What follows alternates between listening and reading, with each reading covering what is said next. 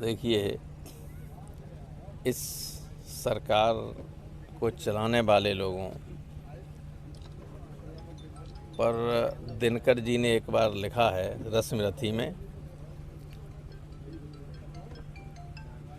कि जब नाश मनुज पर छाता है पहले विवेक मर जाता है। तो वही स्थिति है। लेकिन सर, जब तक विवेक इनका मरेगा तब तक तो सब देश चौपट नहीं, कुछ नहीं होगा, सब ठीक हो जाएगा, व्यवस्था आएगी अगले अच्छी आएगी, लेकिन अब इसमें और कोई रास्ता भी नहीं, विकल्प नहीं। कहाँ कमजोरी रह जाती है? विपक्ष में आप बैठे हैं, महंगाई से विपक्ष की कमजोरी पे अभी कुछ नहीं कहना है।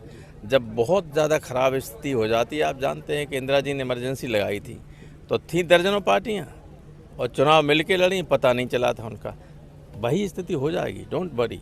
लेकिन सर, बहुत अभी जिस काल से समय जो अच्छा, गुजर रहा है, देखिए चुनाव उठा के देख लीजिए जिस तरीके से ओबीसी ये ऐसा है कि अत्याचार तो अत्याचार जब बढ़ता है, जब गिरता है तो आदमी नीचे से थोड़े गिरता है, ऊपर से ही तो गिरता है, और बढ़ जाएगा तो गिरेंगे ये। तो ये गिरने का समय अभी क्या है? क्या अभी दौर चलेगा इनका? अभी मैं ज्योतिषी नहीं हूँ, लेकिन ये जानता हूँ कि गिरेंगे अवश्य। लेकिन काव्य की बात कर दी, दिनकर की बात कर रहे हैं, कवियों की बात कर रहे हैं, तो भविष्य में ये बात ठीक है कि समय बड़ा बलवान है और परिवर्तनशील है। एक दौर था 1975 का, इमरजेंसी का, जब मिनी संविधान कहा गया था उसको। क्या संविधान को ही ये खत्म करने के मूड में है? संविधान को तो खत्म कर ही दिया। फंडामेंटल राइट संविधान की सबसे पवित्र चैप्टर है, सबसे पवित्र। जब उसी को ख़त्म कर दिया है, कोई कानून नहीं है किसी के मकान में बुलडोजर चला दो, कहीं लिखा हुआ है? अगर हमारे खिलाफ मुकदमा कायम हो जाता तो ये कहाँ लिखा हुआ कि इनके घर को गिरा दो? ये कानून का प्रोसेस है, कोई नहीं।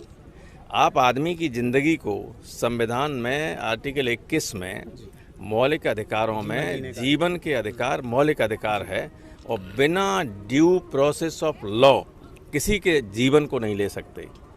तो वो भी लिया जा रहा है, एनकाउंटर हो रहे हैं फर्जी। 356 का उपयोग करते नहीं है, 356 की जगह सरकारें जहां हमें, अब सरकार ने सब अपने हाथ में ही ले लिया। अगर कोई कुछ कह दे तो कल उसके घर पे इनकम टैक्स रेट हो जाएगा। कुछ नहीं मिलेगा, लेकिन परेशानी होगी, बदनामी करेंगे। नगर निकाय चुनाव की समाजवादी पार्टी क्या तैयारियां हैं? क्योंकि ये तो मूड बना चुके हैं कि अप्रैल मई में हमें चुनाव कराना है। ये चुनाव कायदे से तो हो नहीं सकता है। सुप्रीम कोर्ट ने जो आदेश किया था और उस आदेश के आधार पर हाई कोर्ट ने इस चुनाव को रोका था, और उस आदेश में ये था कि बैकवर्ड क्लास की कुछ जातियां ऐसी हैं जो अब बैकवर्ड में नहीं रहनी चाहिए, इसीलिए इन्होंने कहा कि बैकवर्ड का रिजर्वेशन दोबारा कीजिए। तो कौन जातियां रहें न रहें, इसके लिए जाति जनगणना होनी चाहिए। इसके लिए ये पता करना चाहिए कि यादवों में ज़मीनी लोगों के पास कितनी हैं, कितने IAS हैं, कितने IPS हैं, कितने क्लास 3 में, कितने क्लास 4 में नौकरी करते हैं, कुर्मियों में कितने हैं, गुजरों में कितने हैं, जाटों में कितने हैं।